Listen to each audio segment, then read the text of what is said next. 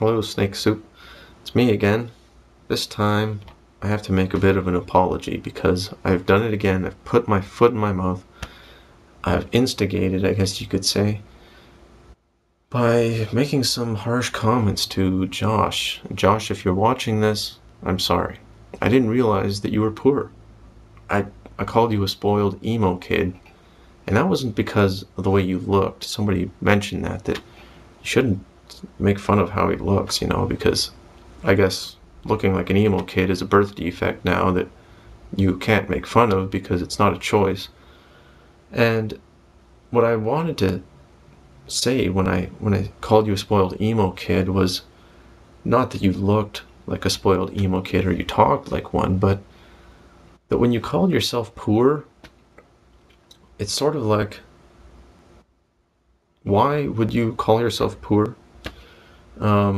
And I'm screwed up when I'm thinking about that. I forgot that by today's standards, being poor means not getting everything you want without having to earn it.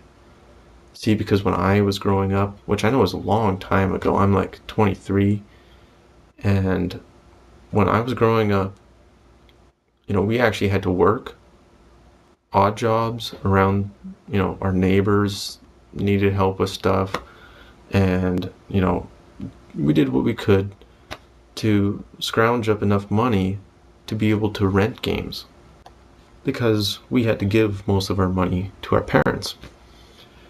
And which happens in poor families, by the way. Parents need money more than the kids do. I know it's a crazy concept, but there's sort of like bills and things that food maybe that you actually need. So kids having spare money is considered less important. And we certainly didn't have the internet to be able to go on high-speed internet with a webcam so that we could go and make videos about how miserable our lives were, because that would mean that we were paying a lot of money each month to have something completely useless, or at least a luxury item, I guess you could say. And so we had to basically be thankful for what we had and enjoy it. Funny story, most of our consoles were old, like Atari and ColecoVisions, which our uncle, who was a landlord in a different town, he donated them to us because people had thrown them in the garbage. And so he decided when he saw them in the garbage and he said, "Oh, well, this is garbage, but hey, maybe they don't work, but I'll just go give them to the Wolf family because I know that this is right up their alley. They could use this. They have so little that garbage is valuable to them." So I thought that was kind of funny. And, and now as I think about it, there's another funny story. We were replacing the windows in our house that we had growing up, and we looked into the walls because you could see into the walls there.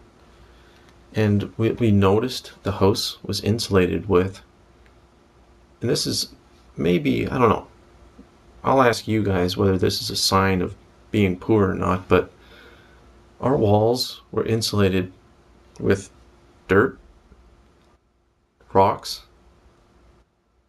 greeting cards, pantyhose, petrified banana peels, and pieces of wood. So, I don't know. Is that poor?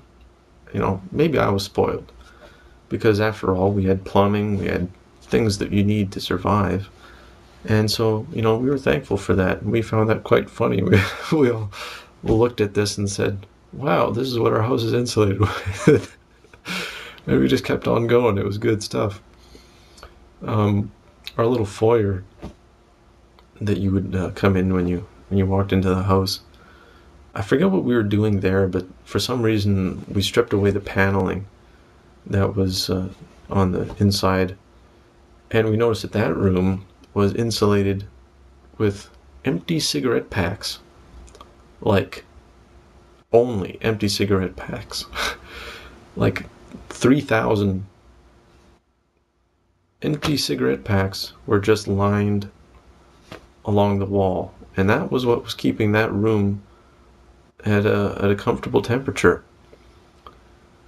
That was just an amazing house. I was so glad that I got to live in that growing up, because it just made me appreciate things. I would never have said that I was poor because I didn't have enough spare money to, ooh, I can't afford the new PSP game that's coming out. I have the PSP and I've got all these old games that I don't play, which I didn't earn. I just got given, presumably. I'm sorry if I'm assuming too much here.